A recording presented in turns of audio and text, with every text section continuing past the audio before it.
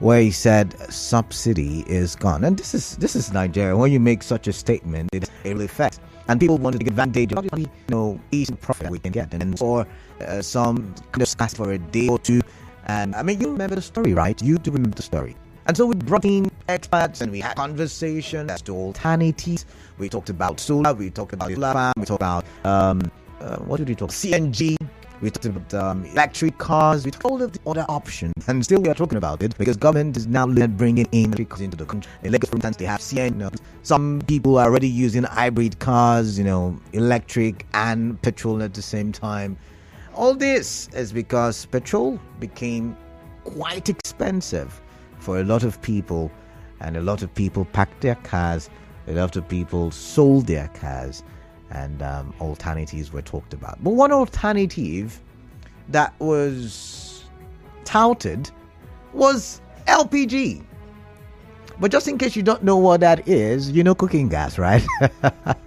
Cooking gas was one of those things. And so we saw on social media where people were now reconstructing their generating sets, reconstructing their cars, putting cooking gas cylinders or using cooking gas cylinders with cooking gas inside to power their generating sets. And it worked. People like Jesus and all that stuff. However, I'm not going to talk much because we report yesterday and today that after the Nigerian police gave the warning about the dangers of using liquefied petroleum gas, LPG, otherwise cooking gas, and the compressed natural gas, which the government has said is the alternative to petrol, that it was they are volatile in nature.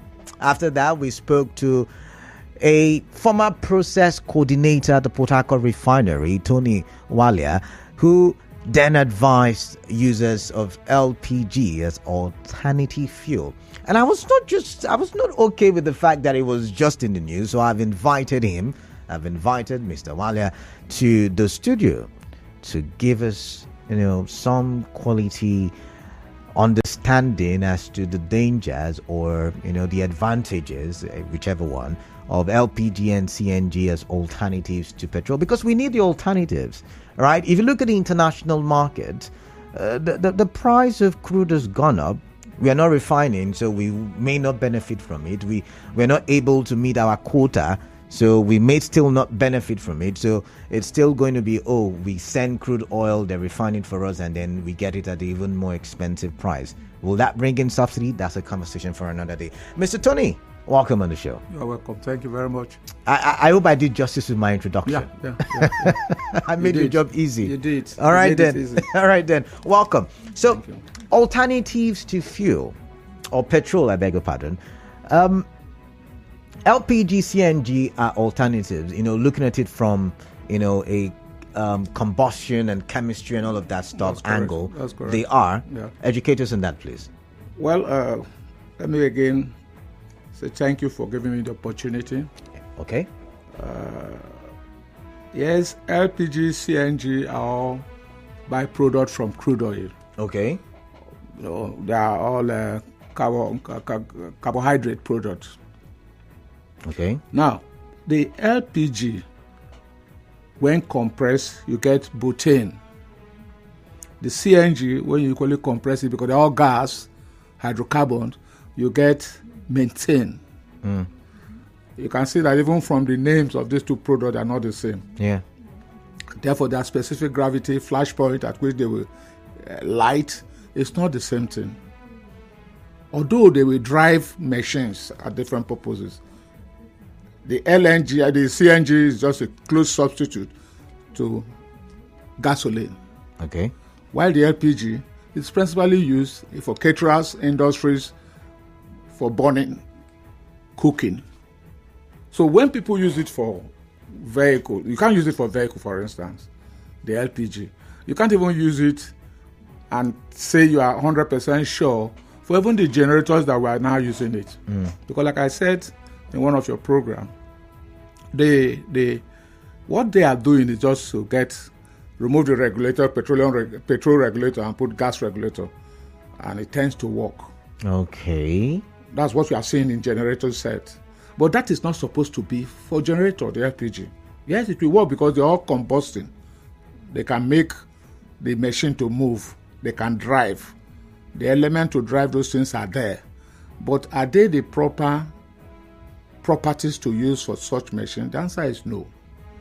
And that is why for some of us, if for instance you want to use it to your generator, they tell you bring 20,000 to get a regulator that will drive it. But you find out that even the quality of the performance of the generator cannot be the same even with fuel. So something is not there. Like I told you that what constitutes CNG is methane product. What constitutes LPG is butane product. And these two products, they may be similar, but they don't have the same chemical components. Okay. So that's one of the major error, or call it that is not similar. They are not similar, although they look similar. They are not. And I've always advised friends that because you are using it and it's working doesn't mean that it's the proper thing to use. In developed countries like Europe, there are CNG-driven vehicles. And even the cylinders for those CNG are not the type of cylinder we use for our domestic gas, LPG. The cylinders that come for cars that are made for CNG fuel products are quite different and are stocked in the car there. So so many parameters are considered before you bring them into the car. It's not the normal LPG cylinder we use that you put in the car. But for me, I admire the ingenuity of Nigerians to say, yes, LPG can power generator. Yes, it can power it, but is it the proper thing? The answer is no, it's not. Now we have seen several warnings, from the police, from the Lagos state government. We've also had stories of people who have had some accidents. Let me put it that way, as a result of a combustion gone wrong.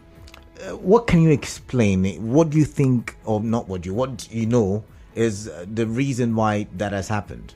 Now, if for instance you are using something that is not proper for that vehicle or for that equipment, definitely if there's an accident, you get this product, you get this result. For instance, if you are driving a car with fuel car and you suddenly go for a somersault, until the fuel leaks out to a combustible property, the car will not explode. I don't know whether you get what I'm saying. I get you. So until that liquid called petrol is exposed to naked flame, that will ignite and probably burn the car. But in terms of gas, you don't see it. You can easily, if the gas is leaking, the only way you can know that LPG is leaking here is because there's what they call stench. Introduced to the LPG gas. Ordinarily, if it leaks here, you wouldn't know. But that rotten egg-like odor that you see is principally done in the refinery and injected into it so that when it's leaking, you can know there's gas leaking here. That is why you see that rotten-like odor or stench in the LPG gas. It's deliberate. We call it stench. You stench it so that when it leaks, if there's any leakage anywhere, you can know that yes, this gas is leaking. That is what most people don't know. So if gas is that sensitive to explosion and all of that, why do we use it in our homes? Why do we use it as cooking gas? If you use your cooking gas in your home, it's not that it's dangerous. If you handle it properly, you must consider the safety nature of using the gas. One, there shouldn't be leakage between the cylinder passing through your pipe to the burners of your kitchen. There shouldn't be leakage. You must use the proper hose designed for it. That's the question I keep asking those who are using generator. Is the hose you are using, is it the proper hose designed for a generator that is subject to more heat?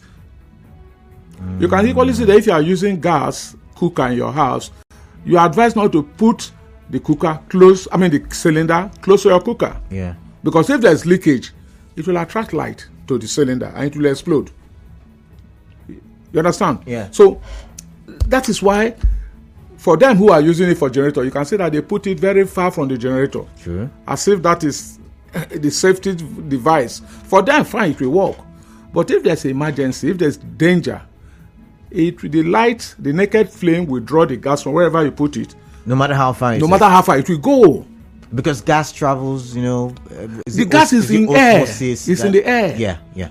It's in the air. It's not a function of until it flows to where I am.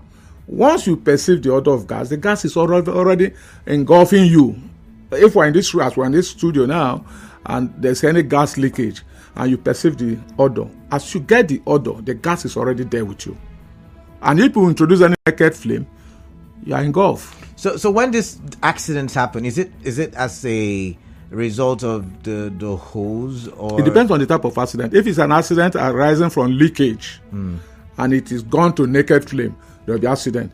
If there's an impact, that maybe it's a vehicle you are using and there's a force, an accident on it, and that accident affects the cylinder, it's bound to explode. So normally the accidents won't just happen. There has to be one of these factors. There must be factors to it. Leakages. Accident doesn't happen like that. Either there's leakages, there's a contact that it's not supposed to have. You understand me? If there's leakages and there's naked light, or there's leakages and the heat temperature, the atmospheric temperature is higher than what it can take. Let me give you for instance. Most people say kerosene is used in fuel. That is correct. Kero is what the aviation industry use, even though they call it aviation fuel. Yeah. But it is kerosene. Okay. The difference between the domestic purpose kerosene and the aviation kerosene is a flashpoint. And what do you call flashpoint? At what point will this product, if exposed to light, to heat, will ignite? You can see that in a domestic purpose kero, which we call DPK in the refinery, between 104 degrees Fahrenheit, you can use kerosene. But you can't use something of 104 degrees Fahrenheit for an aircraft. So for aircraft, the minimum you can have is between 118 degrees and 121. Flashpoint. Yeah. So at that point, if the engine of the aircraft is higher than that temperature, that level of 118 to 120, the flame will go into combustion. It will burst. So you see that is why in the refinery, all over the world, the refinery, there are circulars to standard, international best practice standard. There's no way halfway. When people say they are doing bonfire business and all these things, and they say they can produce diesel, they can produce kerosene, they are not producing kerosene. They are producing something close to kerosene, something close to diesel, something close to fuel. For you to get fuel, there are a lot of components you will add to get gasoline. For you to get diesel, you need to, first of all, refine from the fractionator down to the coolers, to the stabilizers and what have you, before you say you are getting diesel. And what are you doing? You are removing some light ends from the initial crude you get. Because for each volume of crude you have, there are many other light ends in that crude.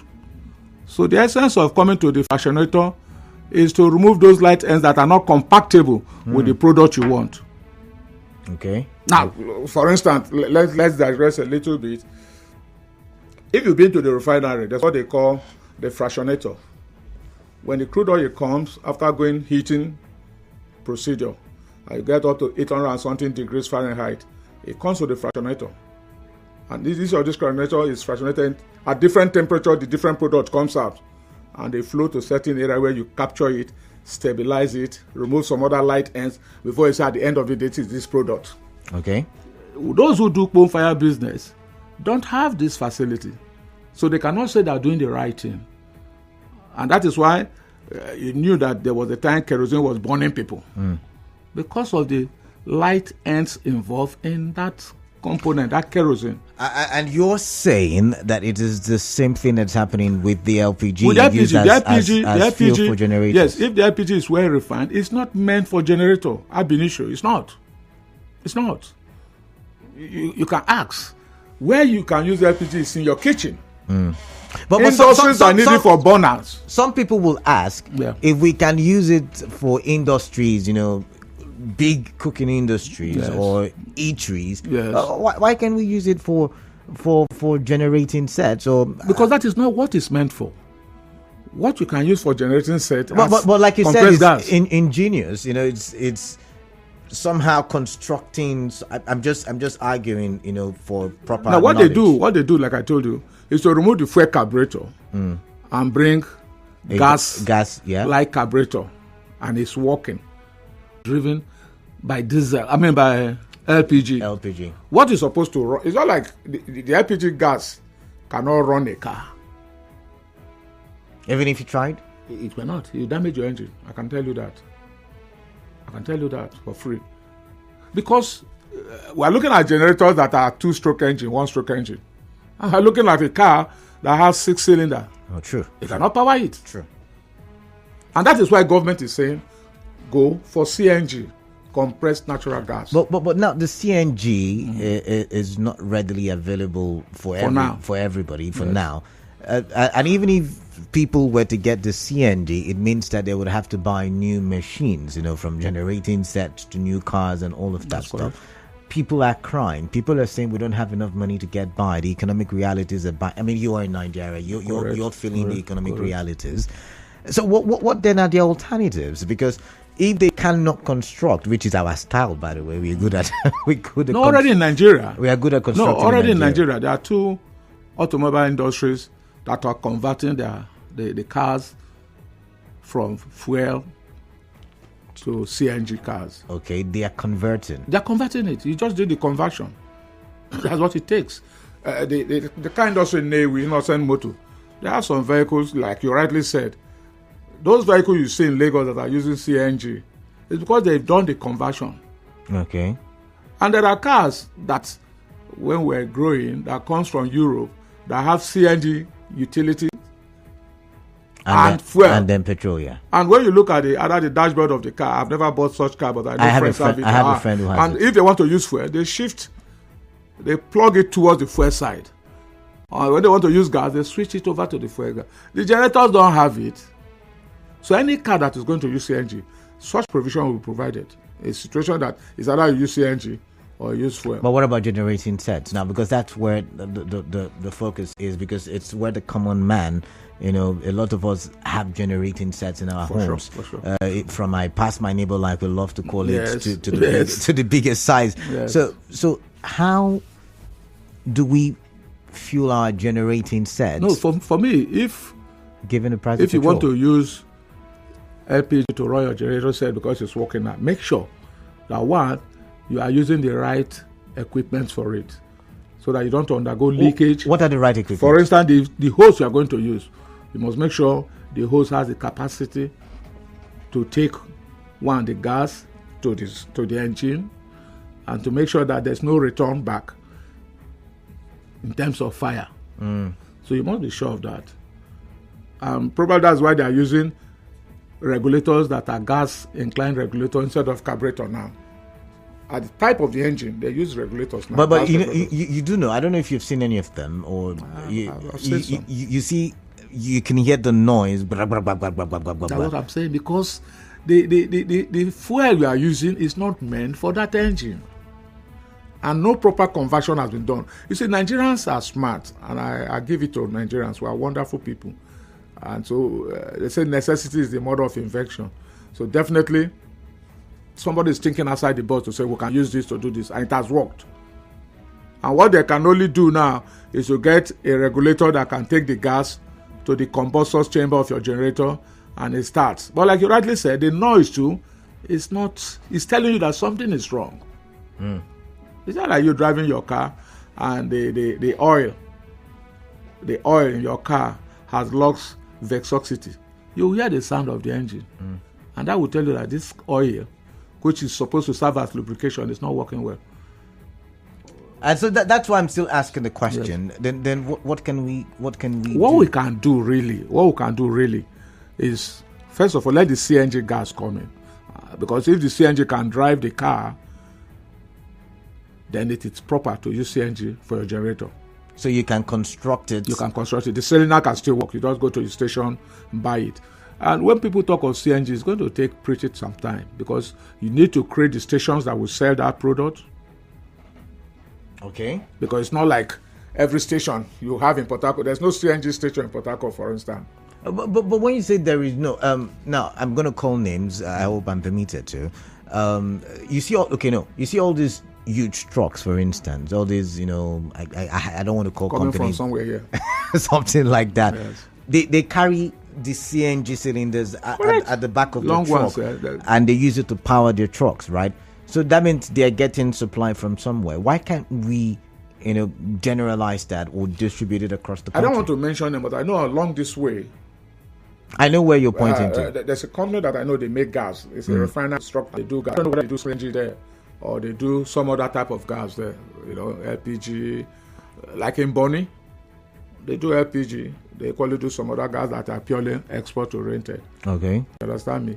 So, but I know that if the country is serious, and I want to believe they are serious because we can't run away from it. All over the world now, cars are being driven even without fuel. You just recharge it, recharge the battery of the car, and it's moving electronic. Yeah. So it's just few cars that are using gas or fuel. So we must be there one day. And so it's going to be a gradual process for government to say, okay, we're introducing CNG like they have promised, and stations will be made available to sell the CNG gases to people who will get it. And they will equally brought the units for you to even convert your car from fuel to CNG or for CNG to fuel, whichever way. Now, I like the fact that you're in the studio, and I like the fact that you have worked in the refinery as a process coordinator. Now, what that means is you were in the system. Not just in the system, you were in charge of the processing. So for every, I did a bit of organic chemistry in secondary school, so I have an idea, yes. The CH and all of that. Correct. So I do understand the distillation processes and all of that. So I understand your role in the refinery. So now, Nigeria is blessed with crude oil, and then we tend to drill the crude oil from our various wells. And sometimes we have the byproduct, gas. That's true. Which we now flare. That's true. In abundance. That's true. We lose lots of money. Now, we are in a situation where petrol is no longer a sustainable fuel for us. But we still are flaring the gas. We flared this gas in amazing amounts. Mm-hmm. You're talking about CNG being made available. Could we not get CNG from the gas being flared? It is possible. Quite possible. You see, if you go to the refinery, the gas you flare in the refinery is nothing to write home when you compare what they do at the oil field location. Yeah. That's the gas we need. For the gas in the refinery, you must flare certain level of those gas in the refinery. And you see it burn off. Yes, I've been told. It's not like somebody cooking in his house and you say the steam will not come out from your pot. It's not just possible. Yeah. It was opened at a time and what have you. So in the refinery, it is normal. But the one that we're talking about is the one that at the wellhead. When before you discover crude oil, you must get gas. Yes, true. In large quantity. And we have more gas in this country than even the crude oil. Now, what is the problem? The problem is that even when government make laws to say, don't flare this gas, our security agents and even the government, particularly the DPR or what they call it, the regulatory agents, compromise these standards, these laws. And you ask why? Because if you are coming in to explore oil, you should be able to equally bring in the components of the gas. But I think the problem then, not until now, is because they felt we are not using the gas here.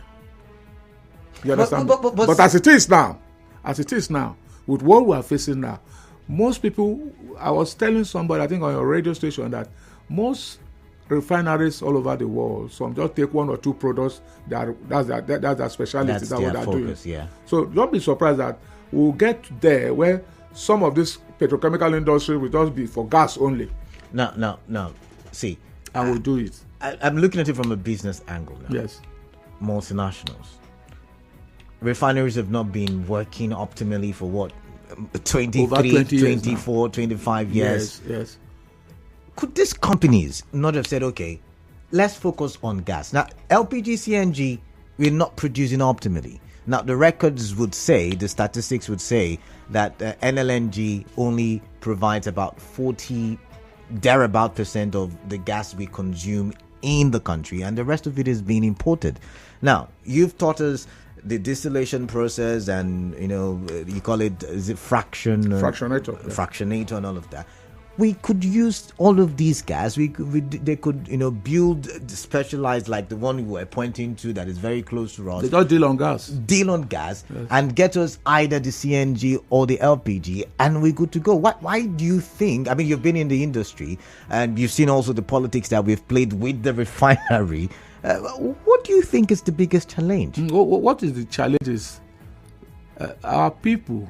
Let us not forget that it's just of recent that I can see your grandmother in the village want to use gas cooker to cook. Okay. We were naturally scared of using gas cooker. Because it was seemingly expensive at some point. Call it expensive. I don't even look at it as being expensive. It's because most people do not know that the gas is even cheaper and more convenient. People were looking at the dangers inherent in using gas cooker. Okay. Because I knew when we were growing up, my dad will always advise, please, shut up the gas because of the children. And what they were afraid was that any of these little rascals, as children, could go open up the gas and a naked flame will set the whole house ablaze. But we are more informed now, including the business world. Those who got license for modular refinery will by now be regretting that they could have gone for gas refineries. Yeah. So I think the problem was, one, the awareness was not there for Nigerians to start looking at gas. Necessity is bringing us closer to it now. Like I said, people in the villages prefer firewood, than using gas. People are no more using kerosene now because kerosene is even more expensive. More expensive now, yeah. So, like I said... but back then, because of the subsidy, kerosene was cheaper than gas. And I think it was during Buhari's administration, was it, that he said, yes. Let's focus on the gas. Even at that point, my dear, you will find out that in our villages, even when kerosene was cheap, they only used kerosene to set up the wood. People were still using firewood to cook. True. And I know my friend would tell me the food prepared by firewood is better. And I agree. It's just... No, I agree. The way we were looking at it. You agree that the food... Sir, you know that the bottom pot of the firewood food that's what they agree. It's sweeter. But we can't say that now because even the government now all over the world is saying, don't burn the bushes, allow the firewood, allow the forest reserve, we need it. Yeah, we do. So if you go to the bush now to fetch firewood and you are caught, you are in trouble. Okay, now let's go back to safety. We mentioned the coal fire, like you like to call it in our local parlance, and you said because they don't get the right, they don't remove certain elements and components. Light ends, yeah. Thank you. So it becomes even more combustible, right? For sure. Let's compare that and using LPG for generating set. Which is more dangerous? Because for a coal fire kerosene, sometimes a little combustion and you're finished. It could burn down buildings. Yeah, the LPG to me is better. Why do I say the LPG is better? Because it is properly refined. Okay. So the only element you will have as a negative result is if you mishandle it. 2, if it's not compatible with your engine component, you may resort to working your engine every time. Like you said, you observe certain noise. Am I clear? Yeah. So these are the problems we have. But apart from the quality of the LPG, it's still better than what you get from kerosene bonfire.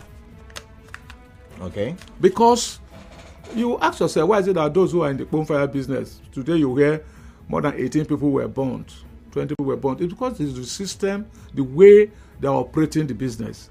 You just get crude oil, you put it in a big pot, and you start boiling with firewood. And there's this light ends coming out. And once they meet a naked fire, the whole thing you see, the whole place will set ablaze. But in the refinery, all these things, you don't see them with your eye. They're into pipelines. All right. They pass through the pipe, get to a bigger vessel where it is heated, or pipeline where it's heated. It comes to a column where it is. So you don't see the product. Even the vapor, you don't see them. The one you see that burns there in the refinery is the one that is necessarily needed to be. And they send it far above certain height because of the environmental pollution and degradation. So that's why you see that the flame in the refinery is high up there. So it can condense when it burns off. You have that business, it's smoked. All right. Let's take some calls. 20 more minutes to the top of the hour. It's been an interesting. I just want to continue chatting with you because I learn as I'm conversing. But there's somebody's asking. He says, "Good evening, Canada. If we can't use gas for generators, how come we have gas turbines that are being powered by gas? Is the turbine not a generator? I think with proper arrangements we can use all together. Exactly. But by the way, why can't we use ethanol like they do in Brazil?" Over to you. Yeah, the question is quite in order, and the suggestion is good. It boils down to having the equipment for convection and the equipment that will accept those things. Okay. Yes, he said we have gas turbine. I'm happy he said turbines. They're bigger engine, and they're designed for gas to power it. And not LPG gas. Not LPG gas. Okay. Not LPG gas. Like when we started, I told you that the components of CNG is properly maintain product, and LPG is butane. And when you go further into these two products, they are quite different. The similarity may be there because they're all gas components. But one is heavier than the other. And explosive. And explosive too. Yeah. Both of them can... like more explosive. Exactly. That's what we see. All right. So gas turbines are there. And like the name goes, they are gas turbines. They're supposed to be driven by gas. Natural gas. And it brings back our conversation about the gas flare. We could build a lot of turbines and power. We talked about the national grid. Government have told all these oil multinationals, there's a law that says you cannot flare gas. But how do we respect those laws?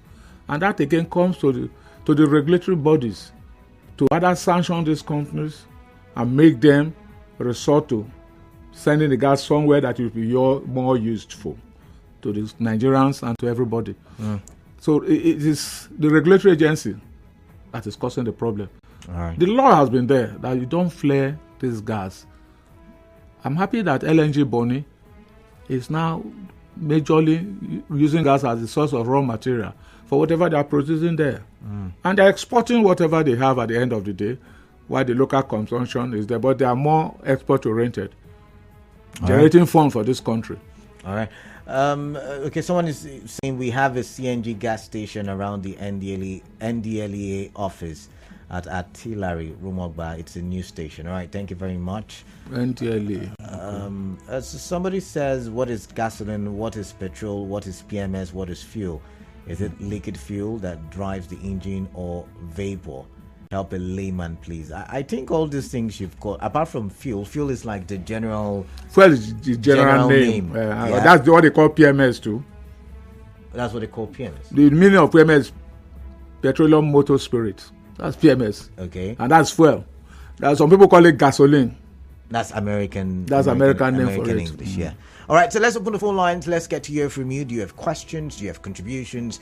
We've just been told that it's not so safe to use LPG, aka cooking gas, to power your generating set. A lot of you are doing it now. A lot of you have gone to that generator repairer to say, come help me convert. And you've just been told a little leakage could cause a spark that could lead to burning down of your house or even killing people. Usually when you use your generating set and you're using petrol and there's a leakage, it does not necessarily, catch fire easily. But it doesn't mean it won't catch fire. But it wouldn't spark as fast as if it were gas, that's cooking gas that you were using. And that's what we've learned today on the show.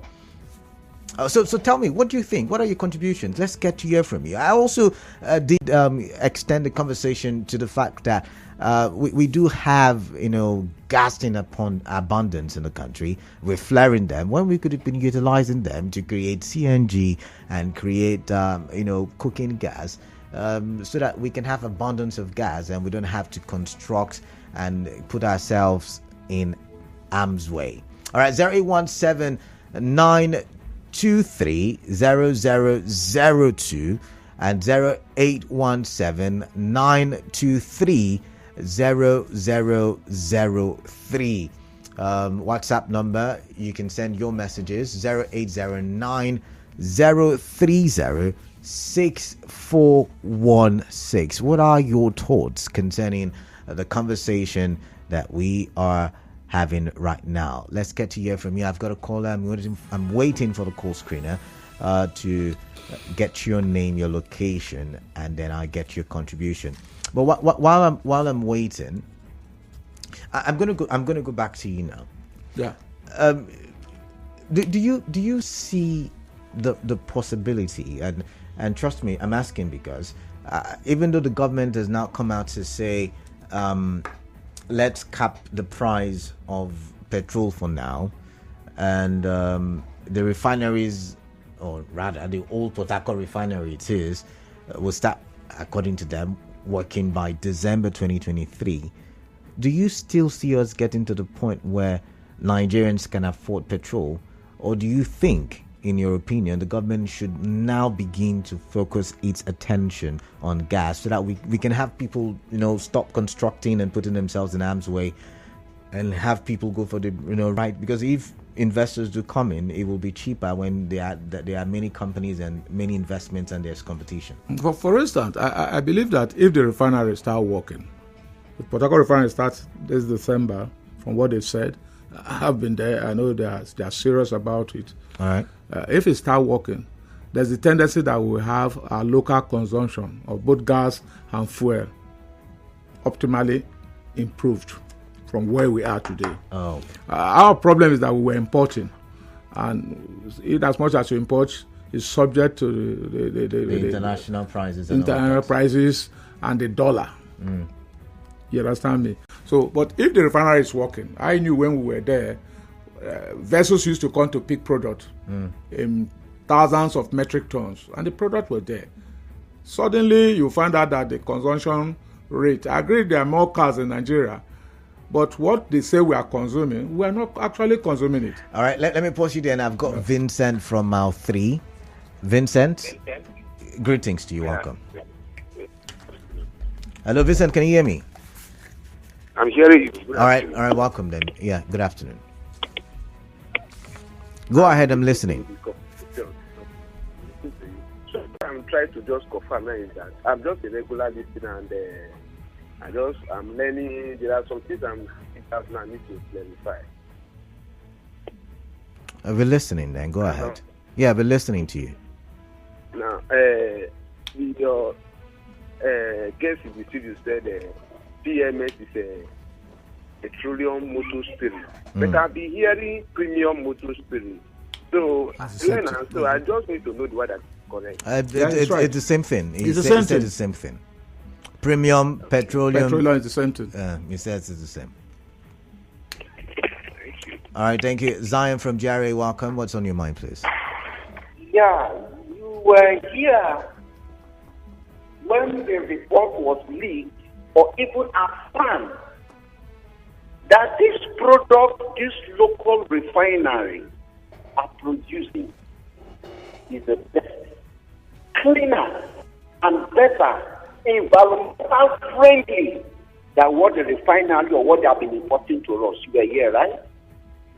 We saw the report. I have also asserted this year on this studio. Look, instead of chasing these boys, calling them names, doing this, can we come to a consensus asking them how we can do this thing locally, not to affect the environment? Can we just, for once, be reasonable? I want to tell you the honest truth. The black man is more educated than the white man. But the difference between these two people is this: the white man reasons, but the black man don't. Look, the studio, the girls in your studio said all what he analyzed on the refinery. He now said there's something that struck to my attention. That is what this old boys cannot do. I disagree with him. See, Canada, The only thing our brothers in the creek cannot do is how to pipe that gas. You see that same gas? How to pipe it into cylinder. That's the only thing they can do for now. Because they don't want to give them the free to express what to do. If their product can be more cleaner and more environmental friendly than what we are importing, then what do you think is going wrong we are not doing? All right, then. All right, Zion, thank you very much. I've got to take another call. It will respond to you shortly. I've got good luck from Che. Okay, missed that call. Keep the calls coming in. Emmanuel, EU, which is more risky, the gas using inside the house, as in cooking, and gas used outside, as in generator sets? I mean, both of them are cooking gas.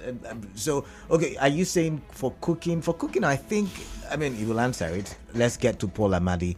Paul rather, from Transamadi, I beg your pardon. Paul, welcome on the show. Let's get your thoughts quickly, please. Hello, Tyler. Yeah, greetings. Yeah, I want to speak on the gas flare. Okay. Yeah, welcome. Let's hear you. I feel like the solution to that is to just connect gases to people's homes. So Sorry, the line is not clear. Connect to where, please? Why can't they just connect it to people's homes so that it will be useful? Connect it to... Did you? The gas that are flaring. Okay. Why can't they just connect it to people's homes? Okay, to people's... That's what we said now. There has to be the... What did you call it? Fraction... Well, I'll come to that. Okay, don't worry. It's going to answer you, but go ahead. Let me just start from the last caller. Let's just take one more call, and then we get to you. Sorry. Miriam from Okrika, welcome. Quickly, please. Thank you, Kalada. Yeah. Good evening. Yeah, Kalada, I just have one question. I'm listening. Now, I've seen two people using this gas and their generators. Now, I want to ask Kalada, this act, is it a criminal act? Can someone report it? Because if you put other people in harm's way, can we go and report somewhere? If you report, can they come and maybe stop this person to arrest? Because trust me, Kalada, when these explosions happen, if it happens, and it's not just the persons that are doing it that will be affected. Those that are close to them will be affected. So can we report these people? Are there places where we can report them, and can they be stopped? Kalada, thank you. I would ask the expert. Thank you nonetheless for calling in. Over to you now. Well, let me start from the last caller. Yeah. Yeah, you can report, but my fear is that, is there any legal framework for you to hold on to? In terms of safety, yes, you have the right to report if you are threatened, if the presence of such equipment is a threat to you. You can report, you can talk to the person to send it. Or you go to court. Or you go to court. But going to court means a legal framework. Okay. So that's that. The guy who is saying, if I understood, the fire business is cleaner, it's not true. That report, I tend to disagree. There's no report that will tell you that something that is done illegally is better than a well-constructed refinery. He said something here that if they can make it better, that shows that it's not in the better framework. The refineries you have, the coal-fired refineries you have, are not well environmental friendly refineries. Yes, it's obvious that our people are doing well. They need encouragement, but somebody who studied petroleum engineering or chemical engineering knows the difference between what they are doing. And I've said here that they don't have any fractionator in any of this coal-fired setup. What they are doing is just cooking, just like the simple process of making kai. Okay. That's what they're doing. We can't mention it on radio. That Look, I'm sorry. I withdraw it. It's fine. Just simple distillation of alcohol. Yeah. That's what they're doing. Yeah. Boil the crude oil, and when it starts boiling, you trap some. And I think I think government banned the local distillation of that brand that you mentioned. But let's move on now. Let me move that on to other questions. So the other question about the flaring, somebody mentioned, how do we recover all this gas flaring? In developed world, gas pipelines are passed into houses. Yeah, true. And they are metered, so that when you use them, you pay, just like the electricity. The problem in this country is that we are not yet there, and we must be there. Because in developed countries in Europe, it's either you are using gas pipe to your house and you pay. There are companies that go to the station that sells CNG gas and you get them, you get the quantity you want. But like I said, each of those CNG gases, they have designed gas cylinder for it, stocked at the boot of your car. And they consider safety. What we're doing here, we're not considering safety. Like the lady who complained, can she report somebody? Yes, if she's threatened by the positioning of that cylinder with the generator, she can report, because if there's any mistake, she's in trouble. But like I said, does she have any legal framework to go to court? The answer is neither here nor there. All right. So that's what I have for them. I think we're almost out of time, so I would just ask you for your final words now. Your final words to the listener. My final word is that, first of all, let's give government a little patience, give them time, let the CNG come to play. It's a welcome development that we're heading towards that. But like you rightly said, if the refinery start working, definitely there will be enough product. But my fear is, will this product be left for Nigerians and those that want to export legally for us to have our foreign reserve improved upon? My problem is that once this gas, this fuel, the Dangote is working, Port Harcourt refinery is working, maybe by first quarter of next year, Warri refinery start working, there's a tendency for Nigerians to start taking this illegally out of the border. I put, for instance... So should we not now focus, that's why I asked you that question, should we not now shift the focus from petrol to gas? No, if we even will shift to gas, and the gas is comparatively cheaper here, those who are into illegal business, we say ship it out. But is it not more difficult to move the gas out than, because if we're dealing with gas now, it will be more of pipelines. No. You need trucks. You need trucks. Not like the tankers carry product outside the border. There are gas trucks. Oh, okay. There are gas trucks, bigger ones, that can move it out. So, but we need our security agents to do the needful, to make sure that the borders are controlled, to make sure that what is for Nigeria is for Nigeria. The one they want to export, they should export it. Our people are really suffering. All right. We're really suffering. But to finally put it, although it's not part of why I'm here, but I'm looking at when they talk of, I don't know whether you have more time to talk about your palliative. I don't think I have more time. But what do you want to say about the palliative? No, what I wanted to say is that the palliative, as they are doing it, is not proper. Oh, okay. There are areas you can do the palliative. Let me give you, for instance. Yeah, quickly. The cost of ordinary bread in this country is high now. And that's the common food the poor man can eat. If you put a lot of, subsidy on those who import flour for bread making, the price of bread will drop down. Oh, okay. These billions of naira you are giving to governors, to states, to share. 2 billion. It's not 2 billion. It's not going to the people. It's not going to the rightful people. But if you subsidize, for instance, flour, those who are making bread will reduce the price of bread, for instance. My time is up. Thank you very much, Mr. Paul Nwalia.